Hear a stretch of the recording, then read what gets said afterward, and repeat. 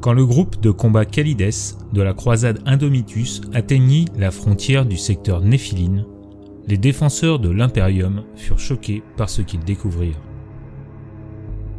De vastes pylônes de pierre sombre, incrustés de motifs défiant toute explication rationnelle.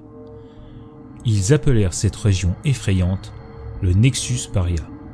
C'était la réponse des Nécrons face à l'éveil psychique. Dans le Nexus Paria, les guerriers de l'Imperium étaient enveloppés d'anxiété, succombant à l'épuisement et à une léthargie grandissante.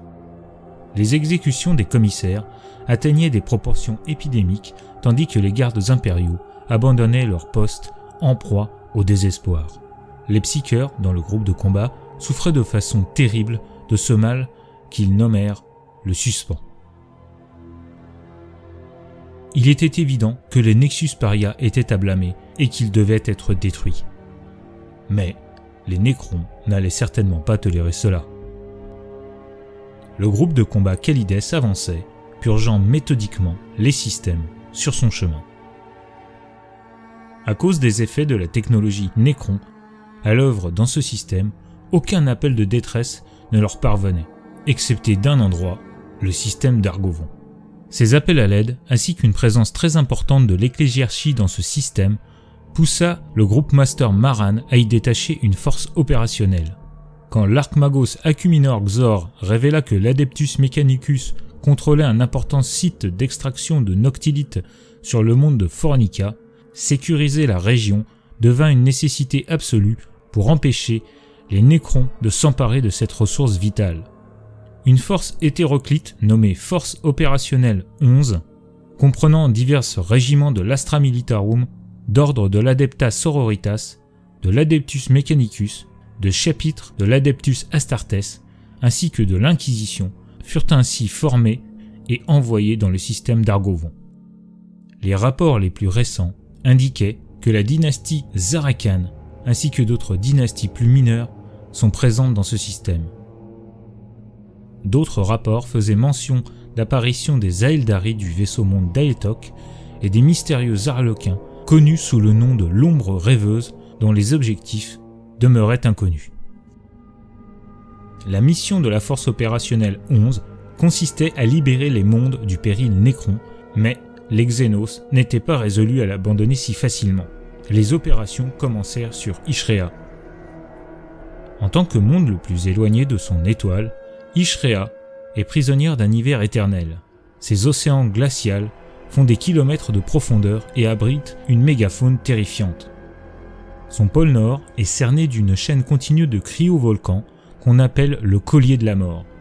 La majeure partie de la population de la planète est concentrée dans des cités-spires, pour la plupart isolées par de hautes montagnes couvertes de glace la majeure partie de l'année. Trônant sur des cheminées géothermiques, elles offrent aux habitants une protection relative contre le froid.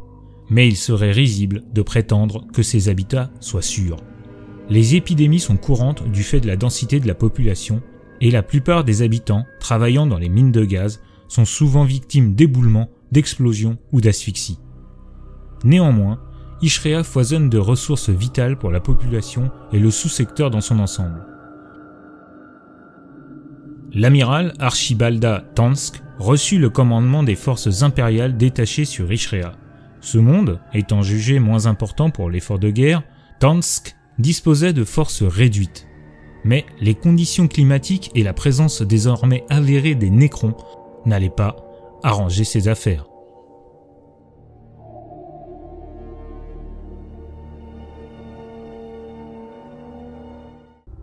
L'amiral Tansk, consciente du peu de moyens qu'elle avait à sa disposition, décida de profiter du processus d'éveil des Nécrons pour frapper vite et fort. En effet, les rapports initiaux des différents groupes de reconnaissance envoyés pour observer les Nécrons avaient révélé que leur processus de réveil de stase n'était pas encore terminé, rendant ainsi les seigneurs de guerre ennemis particulièrement vulnérables. Plusieurs détachements furent donc montés et envoyés en urgence sur le mont glacé avec pour mission de tuer ou de blesser le plus de chefs de guerre Nécrons possible. L'amiral était convaincu que ces attaques éclairs leur permettraient de gagner assez de temps pour préparer les défenses de la planète à l'assaut aussi implacable qu'inévitable des Xénos. une patrouille de sœurs de bataille du cœur valeureux, les sœurs de l'Assomption, arriva au niveau de coordonnées indiquant l'emplacement d'un tétrarque encore en phase d'éveil. Profitant de l'effet de surprise, psalmodiant quelques dernières prières, elle se préparait à surprendre les Xénos dans un assaut décisif avec la ferme intention d'accomplir la volonté de l'empereur.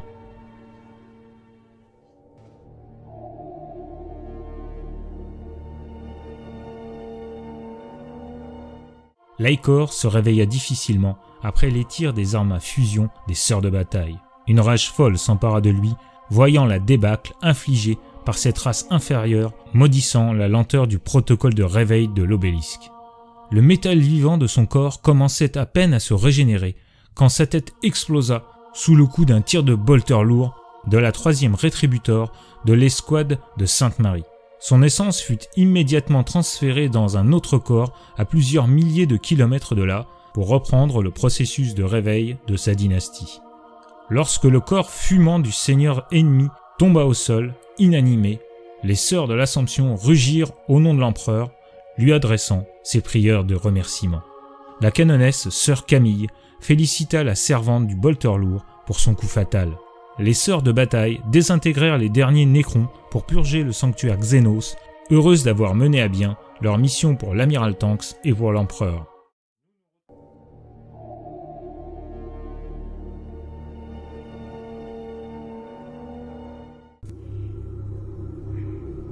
Les combats font rage sur le monde glacé d'Ishrea.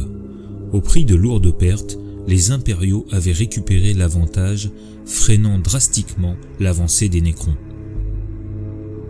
C'était malheureusement sans compter sur l'arrivée d'une flotte nécropole en renfort dans le secteur. Ces navires combattant à 10 contre 1, l'amiral Tansk ordonna à contre-cœur la retraite. L'ordre fut donné aux troupes impériales au sol de contenir l'ennemi par tous les moyens pour couvrir l'évacuation des civils. La tactique mise en place par les forces impériales sur Ishrea était de leurrer les guivres de givre, créatures endémiques se déplaçant par dizaines et dévorant tout sur leur passage. L'idée était de les diriger vers les forces Nécrons afin de leur porter un coup dévastateur qui donnerait le temps aux impériaux d'évacuer complètement les cités de la planète blanche. La canonesse, sœur Camille, dirigeait son détachement au cœur des lignes Nécrons, galvanisée par les victoires de son ordre lors de la dernière bataille. Sa mission, leurrer les guivres de givre, puis se retirer et laisser ces créatures se repaître des Xénos. La tâche était risquée, au-delà du raisonnable, voire suicidaire, car personne ne pouvait prévoir comment réagiraient ces créatures. Mais les sœurs de bataille étaient résolues à ce sacrifice, convaincues que beaucoup de vies humaines seraient sauvées. Le tétrarque Léacor observait la bataille depuis la flotte nécropole de sa dynastie avec son cryptèque Inéar. Après leur sortie de stase, ils avaient repris l'avantage. La priorité était maintenant d'annihiler le plus possible de forces ennemies au sol pour contrôler totalement la planète avant de rejoindre la flotte nécropole et de lancer un assaut massif sur les complexes miniers de Sombre Roche. Lorsqu'il repéra les sœurs de bataille en approche, la honte de son dernier revers survenu il y a quelques semaines refit surface. Après tout, si l'occasion se présente, pourquoi ne pas réclamer vengeance et par là même la tête de son ennemi?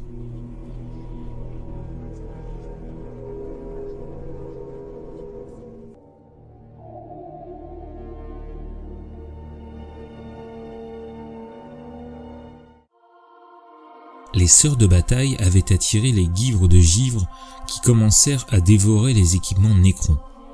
Mais ce ne fut accompli qu'au prix de lourdes pertes chez les fidèles de l'empereur, car les guivres attaquèrent sans distinction et emportèrent plusieurs escouades de sœurs. De surcroît, cela ne semblait pas affecter plus que cela les Nécrons qui continuaient à avancer. Les tirs d'écorcheurs Gauss arrachaient à chaque salve plusieurs sœurs et un cryptèque Nécron faisait pleuvoir sur elles une foudre d'un bleu profond, désintégrant les combattantes sans même que leurs armures bénies de l'empereur ne puissent les protéger. L'évacuation de la cité était presque terminée, mais les Nécrons continuaient à avancer. Lorsque le Stormraven qui devait extraire les sorts de bataille arriva, la situation au sol était trop dangereuse pour se poser. C'est dans cette situation totalement désespérée que Sir Camille perçut la faille. Comme une révélation, le tétrarque ennemi apparut, protégé par 3 destroyers Skorpekh. Elle ordonna alors à 2 de ses escouades de la suivre et de foncer en direction du chef Xénos. Les destroyers se jetèrent alors dans la mêlée pour protéger leur maître. Et c'est bien là ce qu'espérait Sir Camille. Dégainant son épée énergétique, elle chargea les destroyers, permettant à ses sœurs de les contourner et d'attaquer le tétrarque. Comme une seule entité, les Nécrons se mirent à tirer en direction des sœurs, relâchant la pression sur la zone d'atterrissage. Sir Camille avait vu juste, ils protégeaient leur chef à tout prix. Camille retira sa lame du corps du destroyer qu'elle venait d'abattre et entendit les tirs du Stormraven qui les couvrait. Lorsque la poussière provoquée par les explosions retomba, les sœurs survivantes étaient toutes montées à bord. L'aéronef prit son envol en direction de la flotte. La mission était un succès, mais à quel prix? Sœur Camille avait vu la mort de près. Mais elle avait fait face.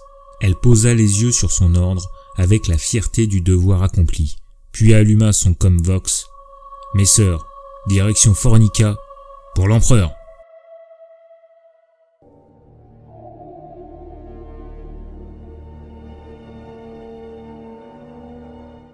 Les forces impériales de l'amiral Tansk quittèrent Ishrea en laissant derrière elles un monde aux mains des Xénos. La plupart des civils ont heureusement été évacués grâce au sacrifice héroïque de nombreux soldats de l'Imperium pour prêter main forte à la force opérationnelle 11 sur Foronica. Foronica est la planète habitée la plus proche de l'étoile du système d'Argovon, ce qui implique une chaleur étouffante toute l'année.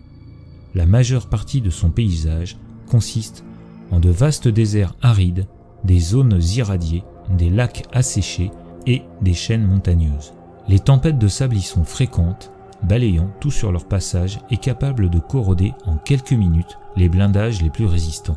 Certains pensent que ces conditions climatiques atypiques sont la raison de la présence d'immenses gisements de sombres roches sur cette planète. Gisements qui sont la raison pour laquelle les forges sanctuaires constellent la surface. Beaucoup de ces forges sont ou étaient reliées à toutes sortes de structures nécrontyres vieilles de plusieurs millions d'années qui servaient sûrement elles-mêmes à extraire le précieux minerai. Sœur Camille combattait déjà depuis plusieurs mois sur Fornica lorsqu'elle reçut pour mission de défendre un des plus gros complexes d'extraction de noctilite sur le continent sud de la planète. L'Archmagos Acuminor Xor venait de les prévenir d'une attaque imminente de grande envergure dans le secteur. Camille ainsi que le reste des défenseurs avaient reçu des renforts d'autres secteurs de la planète, un char sanctifié exorciste, des Repentia et des Séraphines avaient rejoint son host. Les sœurs de bataille formaient maintenant une force de combat équilibrée pouvant faire face à n'importe quelle menace. Un prêtre du Ministerum était également de la partie. Enfin, elles avaient eu vent de la présence d'un agent de l'Officio Assassinorum, mais elles n'avaient aucune idée de sa position. Lorsque des vaisseaux Nécrons en livrée blanche apparurent dans le ciel, elle n'eut plus de doute sur sa mission et pourquoi elle avait été envoyée dans cette zone précisément. L'Aikor avait déployé ses troupes, avec pour but de capturer la zone minière. Mais ce n'était qu'une opération de façade, que ce soit pour ses ennemis ou pour les autres nobles de la dynastie. Alors que les combats faisaient rage dans tout le secteur, il descendit lui-même à terre pour atteindre son objectif caché. Une relique vieille maintenant de plusieurs dizaines de millions d'années se cachait à la vue de tous, et la récupérer lui permettrait d'asseoir son autorité sur la cour de la dynastie et d'assouvir son ambition de récupérer le trône vacant de Faerûn.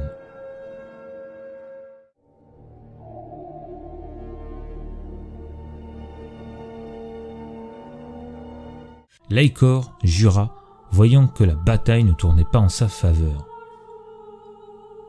Ses guerriers ne se relevaient plus, et la puissance de son armée n'arrachait que quelques sœurs de bataille par salve. Ces êtres fragiles auraient dû tomber en poussière devant toute sa puissance. Pourtant, les tirs ne faisaient que ricocher sur les plaques de céramique, comme protégés par une force invisible et mystique. Il n'avait plus le choix. Il fonça vers l'emplacement de la relique.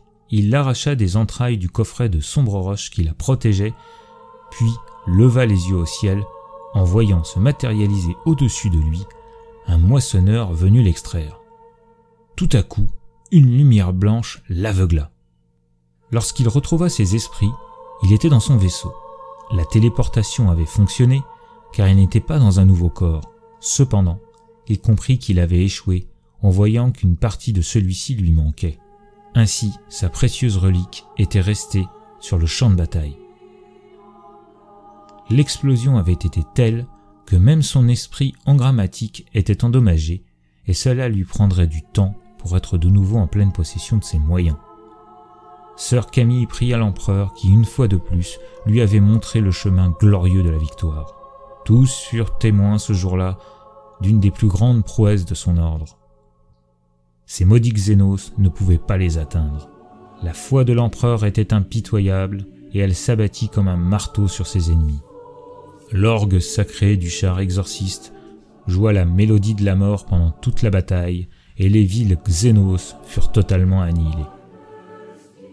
Quand elle vit un chasseur moissonneur ennemi se positionner en plein milieu du champ de bataille, son regard se porta au sol où le chef des Xénos tentait de récupérer quelque chose. Elle ordonna à l'escouade des rétributeurs Sainte-Marie et à l'exorciste de l'abattre. Les tirs des fuseurs touchèrent le moissonneur de plein fouet et un flash lumineux bleu perça à travers les explosions des missiles tirés par l'exorciste. Quelques minutes après la fin de la bataille, elle se tenait au même endroit que le tétrarque. Aucun signe de son corps, excepté une main blanche tenant un bandeau métallique de vif argent incrusté de centaines de sigles Xénos. Si le tétrarque lui-même avait risqué sa vie pour cet artefact, alors il en vaudrait certainement la peine. Il devait être récupéré et étudié, et elle décida d'emmener la relique elle-même sur Argolich, dans le monde cardinal du système.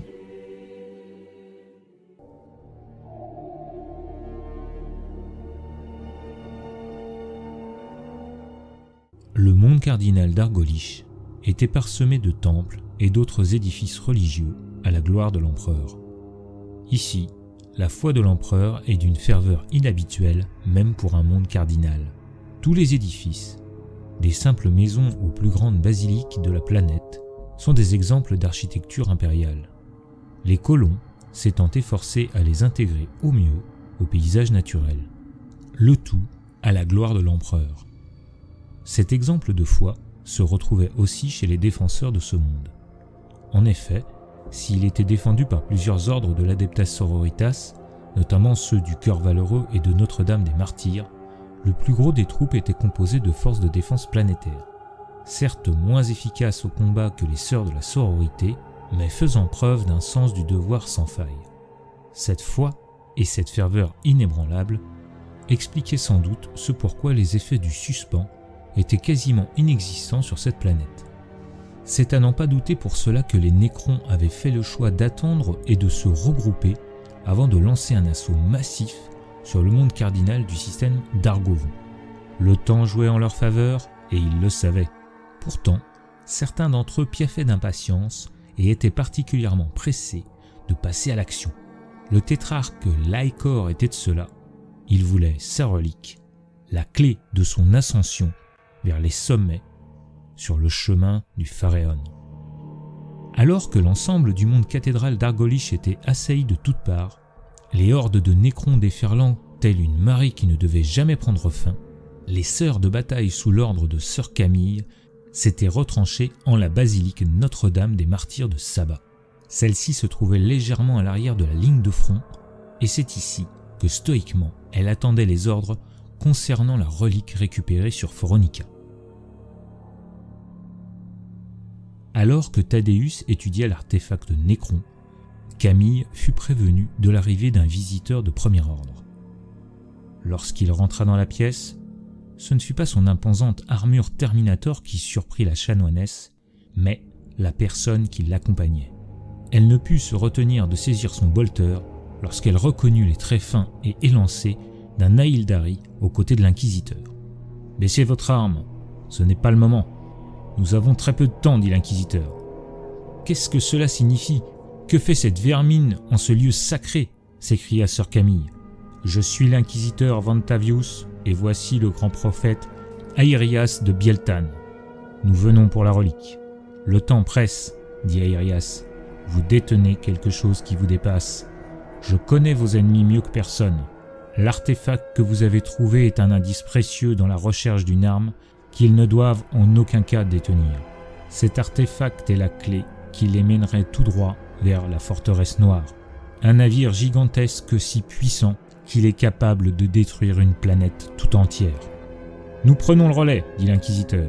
Nos ennemis ne sont qu'à quelques blocs d'ici et ils ne doivent pas interférer. Des canaliseurs vont être installés autour du bâtiment pour aider le grand prophète dans son rituel. Ne laissez pas approcher les nécrons. Ma sœur, par l'empereur, vous devez tenir ces Xénos loin de la basilique. L'inquisiteur et le prophète se tournèrent vers le cœur de la basilique pour préparer le rituel. Il fallut quelques secondes à sœur Camille pour sortir de la confusion qui régnait dans son esprit à la vue de l'inquisiteur aux côtés de l'Eldar. Elle chassa les doutes qui la tiraillaient, elle voulait des réponses, mais cela passerait de toute façon par la défense de ce lieu. « Renforcez les défenses, dressez des barricades » ordonna-t-elle. « Si les nécrons le veulent, qu'ils viennent donc le réclamer. » Pendant ce temps, Laicor, quant à lui, préparait ses troupes avec la ferme intention de ne pas laisser sa chance passer une seconde fois. Il avait localisé l'emplacement de la relique et allait profiter de l'attaque généralisée sur Argolich pour jouer sa carte personnelle. Celle-ci devait le conduire à n'en pas douter vers la gloire qui se refusait à lui, pour l'instant.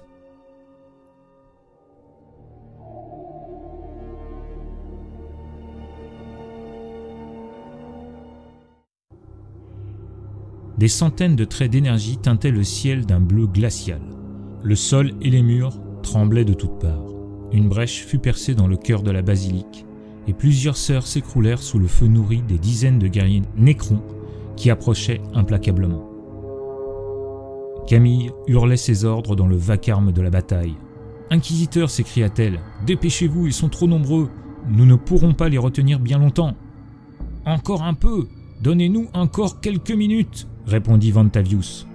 Les silhouettes de dizaines de guerriers d'acier, guidés par le tétrarque ennemi, se dessinèrent dans l'encablure des portes et vitraux de la basilique. Camille sentit que la fin était proche. Tout espoir de survie pour elle et ses sœurs semblait s'envoler. « Peu importe, se dit-elle, il faut protéger la relique, c'est notre devoir. » Alors, la chanoinesse et les quelques sœurs encore en vie se préparèrent à l'assaut final. C'est alors que 3 Repentia, accompagnés de sœur Violetta, suivis de près par sœur Agnès et Thaddeus, arrivèrent en renfort. « Sœur Violetta, vous êtes vivante » s'écria sœur Camille. « Bien sûr » répondit-elle froidement. « Vous avez besoin de temps et nous allons vous en donner, par l'empereur et notre devoir de servir. Sœur Repentia, il est temps d'honorer notre serment et d'expier nos fautes. Allons chercher l'absolution par notre dévotion. » La sœur supérieure et les 3 Repentia sortirent par une brèche et chargèrent sans se soucier des tirs ennemis. La surprise saisit Laicor au vu des 4 furies sortant de la basilique, tels 4 saintes apparus dans la lumière de l'empereur. Ces systèmes physiques et psychiques, encore loin d'être totalement réparés, réagirent avec une infime latence, mais suffisante pour perdre l'avantage. Et lorsque les 4 sorts de bataille se jetèrent sur lui, il ne put que les repousser, subissant au passage de terribles dégâts provoqués par les énormes hélicérators que les sorts dévotes maniaient avec une aisance et une férocité indescriptibles. Il fut sauvé in extremis par des phalanges de guerriers qui vinrent le protéger des attaques de ces dévotes. Laicor entendit alors la voix d'Inera à travers le canal de communication. « Maître, vos protocoles de commandement et vos systèmes de commande sont gravement endommagés. »« Silence, je le sais mieux que personne » répondit-il agacé, constatant que ses guerriers commençaient à claudiquer et à ralentir. « Je vous téléporte séant dans le vaisseau. »« Inera » intima le tétrarque avec un dernier élan d'énergie avant de se mettre en stase. Malgré leurs compétences martiales et leur dévotion, les sœurs durent plier le genou devant le nombre des machines Nécron. Dans le cœur de la basilique, Ventavius annonça que le rituel était enfin terminé. Mais, à ce moment-là, un mur explosa et plusieurs sœurs tombèrent à terre. Camille avait la vision brouillée par la fumée et les tirs de faisceaux Nécron. Elle vit ses sœurs se faire submerger par une armée de squelettes de métal. Thaddeus s'était déjà relevé et se battait comme un démon, abattant ses coups de masse sur les boîtes crâniennes métalliques de ses ennemis. Les sœurs survivantes tiraient dans le tas tout en récitant des litanies. Soudain, un éclair bleu déchira l'air devant l'inquisiteur et le prophète. Ces derniers furent repoussés sur plusieurs mètres, tandis que Ventarius resta sur place. Sa lourde armure Terminator encaissa le violent choc de cette dernière attaque. Cependant, si l'armure n'eut aucun problème, son esprit fatigué fut secoué et il ferma les yeux une seconde. Et lorsqu'il les réouvrit, il vit le cryptech ennemi disparaître dans une boule de lumière avec la relique. Camille, quant à elle, avec 10 autres sœurs, formait un dernier carré protégeant l'inquisiteur et le grand prophète. Tout semblait désormais perdu, les Nécrons les submergeaient. Alors qu'elle trébucha, elle sentit une main froide et métallique agripper son poignet avec une force telle que sa vision se brouilla sous la douleur. Levant la tête, sa vision à nouveau nette, elle observa avec surprise l'immense armure bleue qui la surplombait. Un ange de l'empereur. « On prend le relais !» Tout alla alors très vite.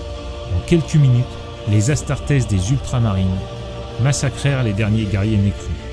Puis, ils escortèrent les survivants en dehors de la basilique. Dehors, un chevalier impérial terminait le boulot.